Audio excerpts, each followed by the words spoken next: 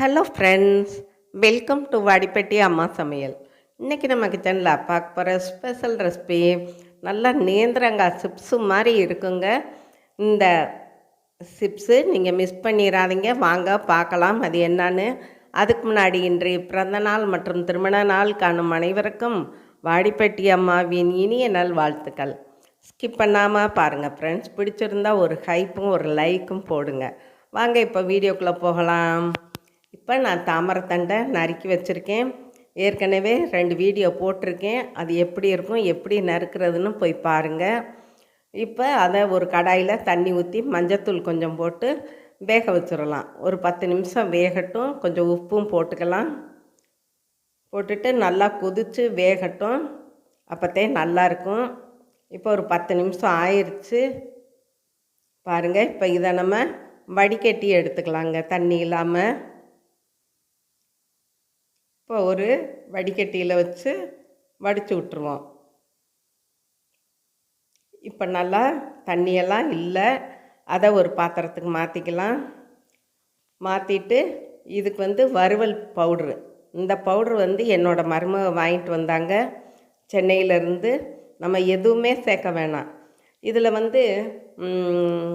நமக்கு கலர் தேவைன்னா colour powder போட்டுக்கலாம். இந்த பவுட்ரு இதில் வாங்கினதுங்க, பொருட்காட்சி எக்ஸிபிஷனில் வாங்கின பவுட்ருங்க. ரொம்ப நல்லாயிருக்கும். டேஸ்ட்டு, உப்பு, உரப்பு, காரம் எல்லாமே நல்லாயிருக்கும். அவங்க வாங்கிட்டு வந்தாங்க. அவங்களுக்கு கிடைக்குமா, அதனால் எனக்கு 1 கிலோ பவுட்ரு கொண்டு வந்து கொடுத்தாப்புல.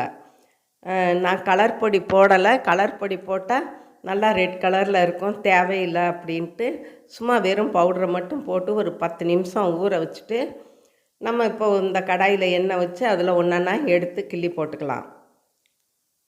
பாருங்கள், உடனே நம்ம பிரட்டினாலும் ஒட்டவே ஒட்டாதுங்க. இந்த பவுட்ரு நல்லா அப்படியே கலகலன்னு வந்துடும்.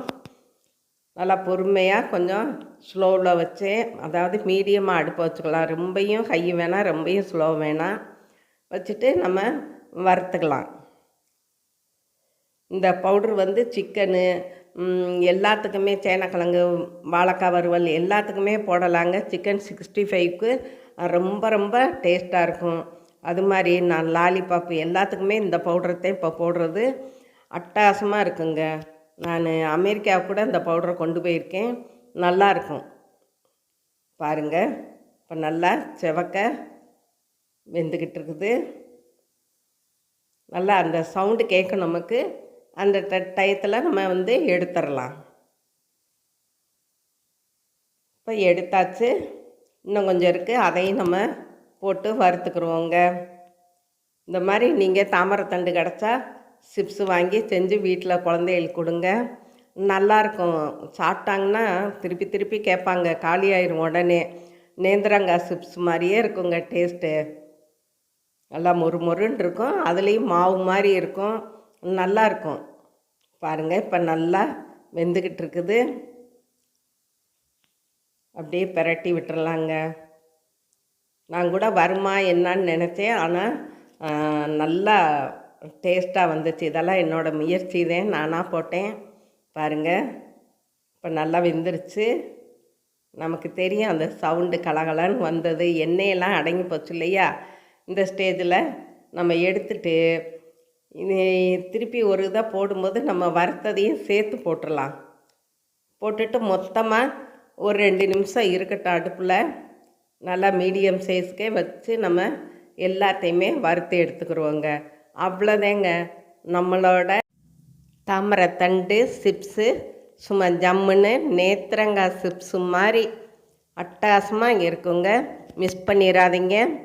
இதுவரை சப்ஸ்கிரைப் பண்ணாதவங்க சப்ஸ்கிரைப் பண்ணுங்கப்பா. ஆளுங்கிற பெல் பட்டனை தொடுங்க. லைக் பண்ணுங்கள், ஷேர் பண்ணுங்கள், கமெண்ட் பண்ணுங்கள். நீங்களும் உங்கள் வீட்டில் ட்ரை பண்ணுங்கள். சாப்பிடுங்க, சந்தோஷமாக இருங்க. நன்றி, வணக்கம்.